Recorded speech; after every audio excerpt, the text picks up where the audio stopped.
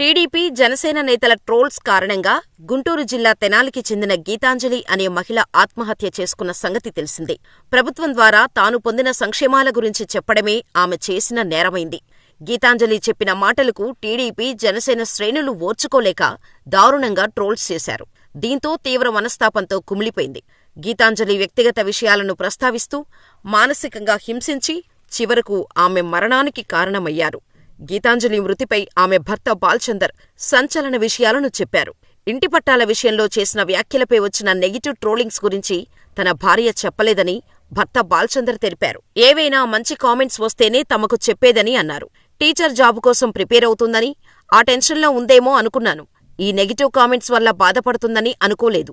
అర్ధరాత్రి లేచి ఏడుస్తుండేదని, చివరకు తెనాలి రైల్వే స్టేషన్కు వెళ్ళాక ఉదయం 3 గంటలకు గీతాంజలి ఫోన్ చేసి ఎవరి వల్ల ఏ ఇబ్బందులు ఉండవు అని చెప్పి ఫోన్ కట్టేసిందని, తర్వాత నేను ఓ 7 సార్లు ఫోన్ చేస్తే ఎవరో ఫోనెత్తారు. గుంటూరు, రైలు అన్నాడు. కానీ ఎక్కడా అనేది క్లియర్గా చెప్పలేదు. దాంతో కాపాడుకోలేకపోయాను. తనది చిన్నపిల్ల మనస్తత్వం. బాగా చదువుకుంది. ఇంగ్లీష్ మాట్లాడగలదు. జగన్ గురించి తను చెప్పిన మాటలు వాస్తవం. తన ఇష్టంతోనే చెప్పింది. ఒక మహిళ మీద ఇలాంటి ట్రోలింగ్స్ ఎవరైనా చేస్తారా? ఎవరైతే ట్రోలింగ్ చేశారో వాళ్ల మీద కఠిన చర్యలు తీసుకోవాలని అంజలి భర్త డిమాండ్ చేశారు. గీతాంజలి మరణం ఏపీ రాజకీయాలను కుదిపేస్తోంది. గీతాంజలి మృతితో 2 చిన్నారులు తల్లిలేని బిడ్డలుగా మారిన పరిస్థితి నెలకొంది. ఈ విషయంపై మంత్రి రోజా స్పందించారు. ఇందులో భాగంగా తనకు వచ్చిన ఇంటి పట్టాని మీడియాకు చూపించి మాట్లాడటమే ఆమె చేసిన తప్పా అని ప్రశ్నించారు.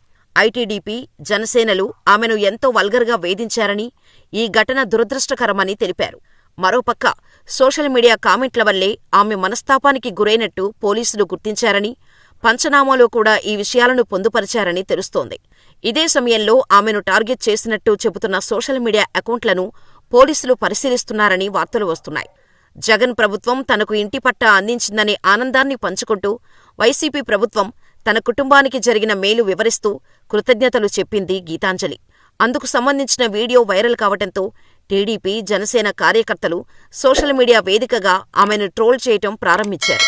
వారి టార్చర్ తట్టుకోలేక గీతాంజలి బలవన్మరణానికి పాల్పడింది. గీతాంజలి బిడ్డలు తల్లిలేని పిల్లలయ్యారు. వారు తన తల్లి మృతదేహం ముందు ఏడుస్తున్న దృశ్యాలు అందరి హృదయాలను బరువెక్కించాయి. గీతాంజలి ఘటనపై రాష్ట్రవ్యాప్తంగా తీవ్ర నిరసనలు వ్యక్తమవుతున్నాయి. ఆ మహిళపై ట్రోల్స్ చేసిన వారిని కఠినంగా శిక్షించాలని డిమాండ్ చేశారు.